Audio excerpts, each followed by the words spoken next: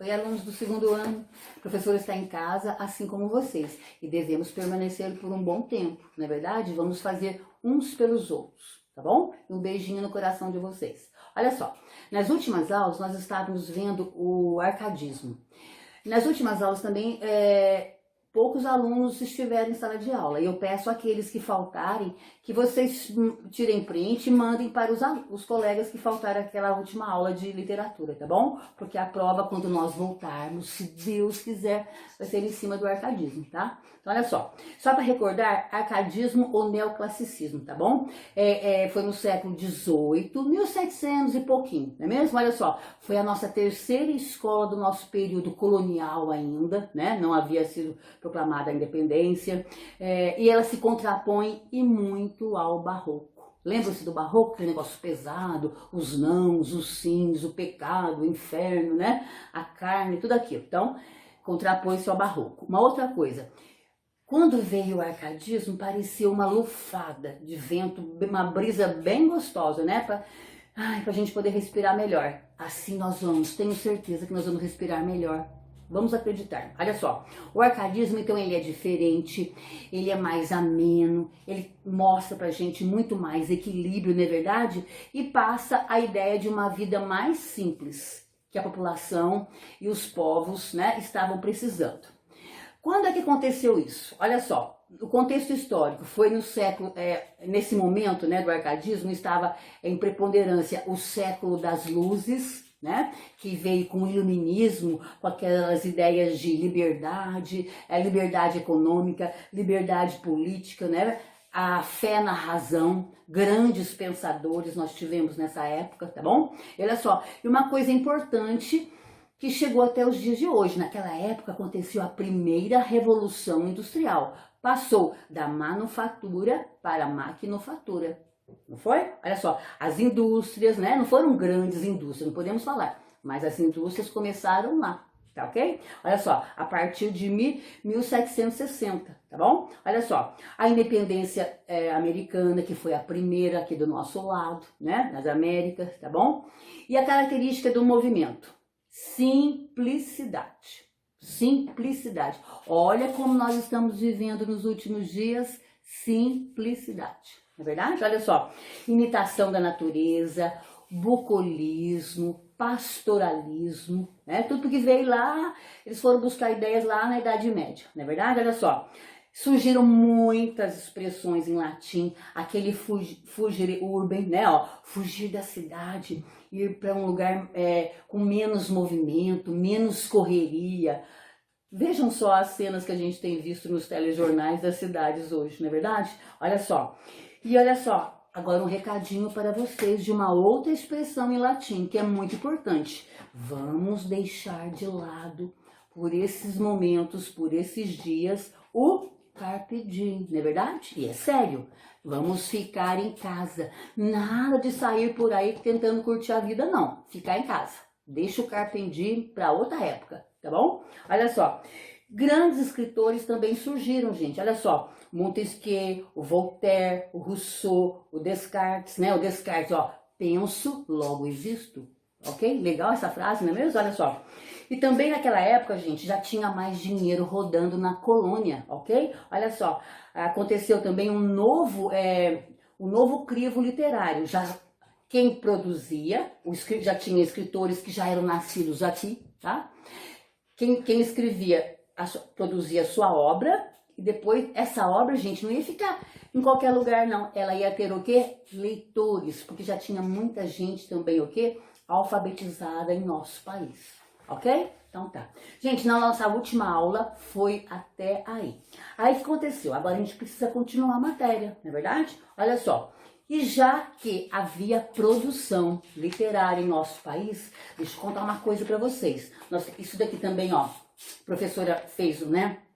Bem resumidinho, e eu vou postar para vocês, que é matéria de prova, tá bom? Olha só, é o quê? Ó, autores importantes surgiram na lírica, poesia pura, beleza? Olha só, o Cláudio Manuel da Costa, que foi o fundador do arcadismo brasileiro, ele fez parte, pessoal, da Inconfidência Mineira, estão lembrados? Tiradentes, tá? Olha só, E esse Cláudio Manuel da Costa, gente, ele foi preso, só que ele foi encontrado morto na sua cela, tá? Numa versão oficial, fala-se em suicídio, ok? Só que tem o seguinte, muitos acreditam que ele foi assassinado, tá? E olha só, a sua obra poética, a partir de 1768, tinham grandes características do arcadismo. Apareciam o tema do pastoralismo, daquele amor galante, o amor respeitoso, sem grandes arroubos, como a gente vai ver logo no movimento posterior, que vai ser o romantismo, tá certo? No arcadismo é tudo dentro dos conformes, tá certo? Nada vaza, tá? Olha só. Um livro muito importante que o Cláudio Manuel da Costa escreveu foi Vila Rica, que hoje é a famosa Ouro Preto, tá bom? E ele fez essa obra Vila Rica em homenagem à fundação da cidade, tá bom? Então olha só.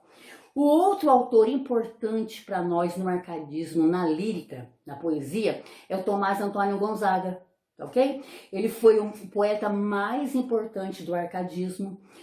Depois a sua obra chegou até ao romantismo, tá certo? Ele era um homem culto e de muitas posses, tá bom? Olha só.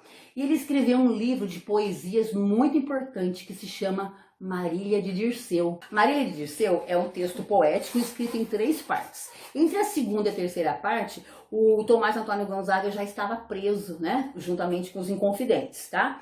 E como ele tinha muita preocupação em não se expor tanto, né? Esse Marília de Dirceu, tudo é pseudônimo. Marília era pseudônimo da Doroteia Joaquina de Seixas Brandão, e logicamente que o Dirceu era ele, não é verdade? Aí, gente, o segundo livro que ele escreveu foram Cartas Chilenas, ok? Uma obra bem diferente, não é obra de romance, né? Onde ele critica o governador de Minas Gerais da época, tá bom? Logicamente que essas críticas eram o quê? Veladas, não era assim, né? À vista de todo mundo, ninguém saberia que foi ele quem estava fazendo, era tudo velado. Gente, uma outra coisa, olha só, o Tomás Antônio Gonzaga, gente, ele foi degradado para Moçambique, que era colônia de Portugal, não é verdade? Olha só, e lá ele se casou com a Juliana Mascarenhas, e lá também, depois de muito tempo, tornou-se um grande comerciante, tá? Então ele conseguiu reconstruir a sua vida. Gente, esses 2 autores, o Cláudio Manuel da Costa e o Tomás Antônio Gonzaga, eles são companheiros de Tiradentes, tá bom? Do movimento Inconfidência Mineira. Beleza? Então tá. Então isso aqui, ó, autores importantes na lírica. Agora a gente vai ver a segunda parte, tá bom? Olha só, autores importantes que surgiram na épica. Essa épica não chega a ser tão importante quanto a épica grega e portuguesa. Não chega a ser, assim, comparada com a Ilíada e Odisseia de Homero e nem com os Lusíadas de Camões, tá certo? Mas tiveram grandes proporções também aqui no nosso país, tá certo? Da época. Desculpe. Basílio da Gama, que nasceu em 1741 e foi até 1795, ok? Ele era uragás, gente, uma corruptela de Uruguai, tá certo? Então tá. Narra a guerra entre os espanhóis, que na época eles eram aliados dos portugueses, contra quem? Os indígenas que moravam lá nos 7 povos das missões, mais ou menos no sul do país, tá bom? E juntamente com os jesuítas, que eles moravam lá. Os índios, que eram os homens do local, né, enfrentam essas tropas luso-espanholas. E essa obra, gente, exalta o bom selvagem, tá?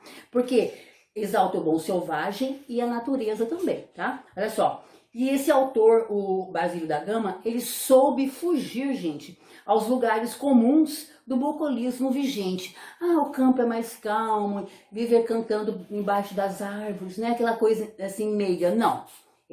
Ele fez uma obra a contento, tá bom? Olha só, e uma estrutura, gente, de 1380 versos, já pensou? Distribuído em 5 cantos. Cantos é o que hoje nós chamamos de capítulos, ok? Então, olha só, e o segundo é o Santa Rita Durão.